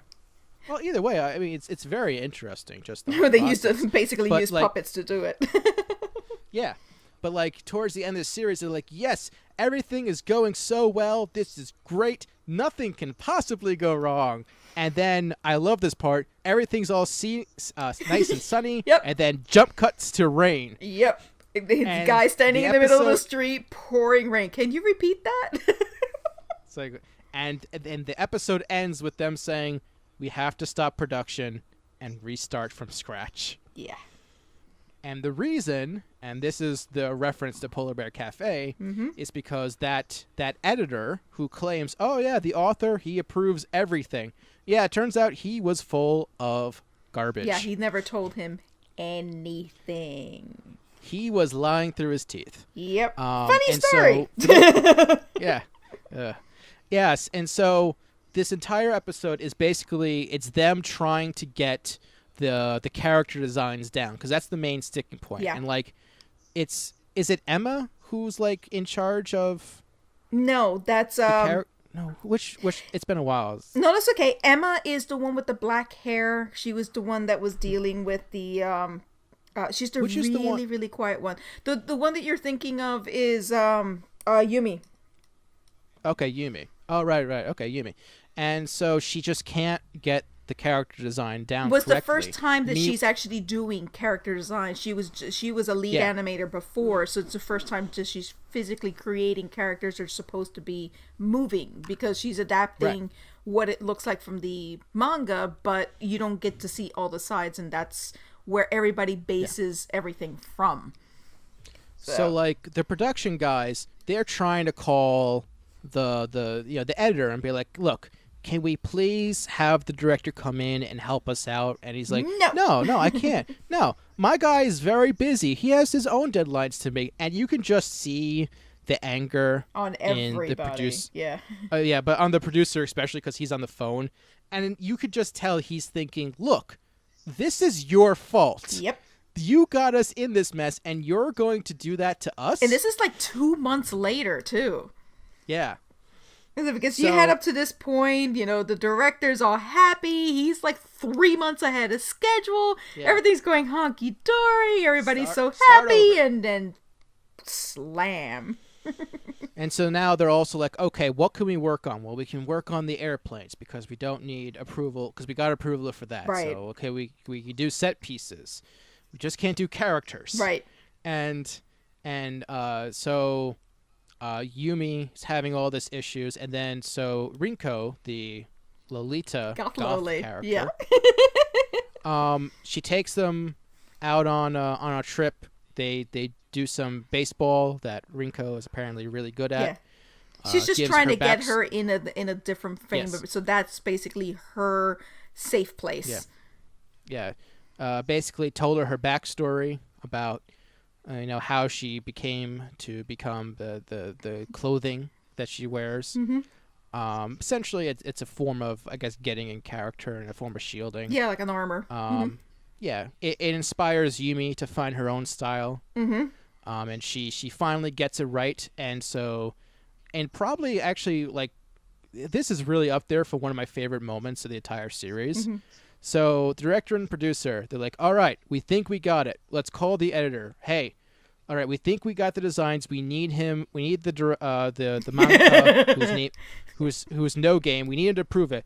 And the editor is like, no, sorry, I can't. I'm really busy right now. And then he swings a golf club because he's at the driving range. Funny story. And I think I know where he is. yeah. They hear it, and it's like, I just heard a golf swing. Yep. I know where the closest driving range to his office is. Yep. All of a sudden, the anime is back to turning into Initial D. Yes. They always have to find an Initial D.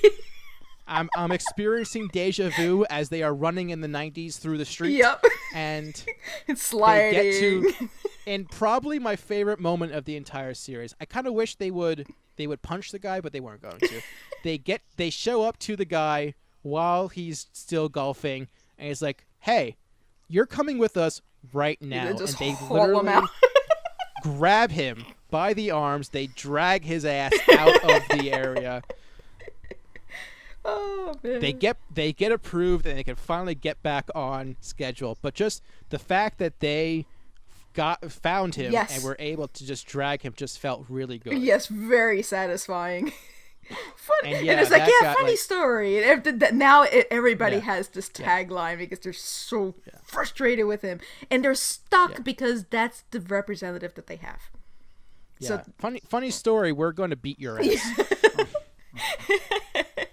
And I'm not gonna spoil anything, but funny story. You get to see a lot more of him later, and so. Oh, great! I'm looking forward to being triggered again. Oh no, trust me, you'll be happy. Like I said, I wanted you to see the series for episode 24 and 25. Hang on. Where am I? Is this a 24 series or 25? 24. So 23 and 24. But you needed to see all the other ones to understand what the heck 23 and 24 were. So I think it has a satisfying ending. So, but but if you're enjoying it so far, I'm very happy. Yeah. Yeah, it's been very strong. It's been very strong. Yeah. It's this past group. It's so far. It's a strong start. Very entertaining. You see how different it is? Yeah. I really hope Shizuka, breaks through by the end of the series. and I want to see what happens next. Yeah. Yeah, but you're right though. It's very different from the start. It's very different, and I appreciate it. Yeah. 'Cause, I liked that the main thing about this is straight up storytelling. Each person has a story. They're all intertwined. You see a lot of either yourself or other people you knew. It doesn't necessarily have to be anime. There's so many correlations you can pull from working life, school life, just going through, and a lot of ups and downs. And I like how real they are. And it makes sense that they're dealing with people that they've known. And some of them, people that watch a lot of anime will know each and one of those characters. It's just nice how they kept the story element. And I wasn't sure how the second half. I love the second half more than the first, and I love the first half. So usually you get to like the second cower, and it's like, I think the second cower is a lot stronger. But I believe that might be because the first one was so strong that you have that basis. You're not repeating everything. All of a sudden, it's now on her shoulders, and it just keeps compounding. And just the difference of the style, where the first series was an original story that was dependent on the director. No one knew the story. It had to come out of the director, and that huge process, and what happens with someone that it takes a long time to get that story out, as opposed to an adaptation that it's already written, and how you adapt it and all the challenges that come with that. And I thought that was interesting because each of them are vastly different from each other. And so it's just, I liked it a lot. This is a series I want so many more people to watch. I was quite surprised when I saw it. So yeah, and this was already out. I saw it marathoned straight up. I think it had already been off the air for, I think, about 6 months by the time I saw it. So cool. So you're going to be watching 17, 18, 19, and 20. That is correct. Perfect. And what's it? So, yep. Okay. Yeah, Yay! looking for. I'm trying. Actually, by the way, did Sentai dub this series when they released it? I'm trying to remember. No, I haven't. didn't? I haven't bought it yet, but no, they haven't dubbed it, and it's fine because in this day and age, at least for me, because this is no longer VHS, the fact that they have, whether they have a dub or not, even if it's terrible, at least the original's still there, and the original's fantastic. Yeah. Okay. I don't think it would lose anything because this series isn't difficult where there's like terminology that's difficult to translate. So I think it would be great if it was a dub. Yeah, it doesn't seem like, in terms of adaptation, it doesn't really seem like that hard of a not at all show to dub. And there are not a lot of particular voice quirks that anybody would have issues. Like for example, lastly, before we can wrap up. Like I had mentioned before with MMO Junkie, a similar, because it's also Funimation, the dub for Ancient Magus Bride had come out, I think like 6 episodes in. They just had, like, they picked up that license far later than like for example, well, granted, Starblazers is coming out identical, so both episodes come out at the same time. But that their voices actually were fine because nobody had any particularly outstanding voices in the Japanese. Not that I'm saying that it was terrible, but it was pretty even tone, so you didn't have a lot of over enunciations or particular voice quirks or anything like that, as opposed to MMO Junkie. It was close to impossible to replace that one voice and just happen to be the protagonist that's in every single episode. And so that was unfortunate. This, if anybody would dub this one, which I doubt because it already has a physical release, I don't think it would do well either in like a Toonami or anything like that. So it's a very niche show. Toonami, it's a very niche show. Toonami would never pick it up because it's not an action series. Yeah, but there's initial D references. Not good enough. I know. Just this is a fantastic series, so yeah, I'm happy you're liking it. Yeah. Okay, that's good. So cool. All right, so this is actually going to about what I thought was going to be close to 2 hours. Poor Don's falling asleep. Yeah. Well, I figured once we got to I noticed when we got to like the Shirobako part and the Osomatsu-San, I'm like, ooh. Well, mine was at least quick. Yeah. Well, you know whose fault this is? Anime Strikes? Logan Paul. Oh, Logan Paul. Let's just blame him. For a while, I kept calling it Paul Logan. Logan Paul, and I'm like, well, because they're basically both first names, and I'm like, no, they're literally both full first names. Yeah, so I'm like, what's his name? Because some people visit, well, Paul's the problem, and I'm like, is Paul the last name or the first name? And then I figured out there's Jake, and I'm like, what's his last name? Oh, Paul is his last name. All right, so anyway, thank you guys if you're still here and listening. Hopefully we'll see each other next month. You can always find me on Twitter and YouTube as Arsenette, Arsenette. You can also find me on my website, ramblingrican.com, and I'm also ramblingrican on Instagram. Don, who's falling asleep very quickly. You can find me on Twitter at Domnal, DOMNHAL. And William? So, if you want to join the hashtag Willpower Crew, you can subscribe to my YouTube channel, 222 Productions, where you'll find future Ninja Warrior related shenanigans. Yep. And follow me on Twitter at 222will or at 222 Productions or at 2-2_com and enjoy various BS. Alright, so until next time, thanks for listening. Take care. Goodbye. Good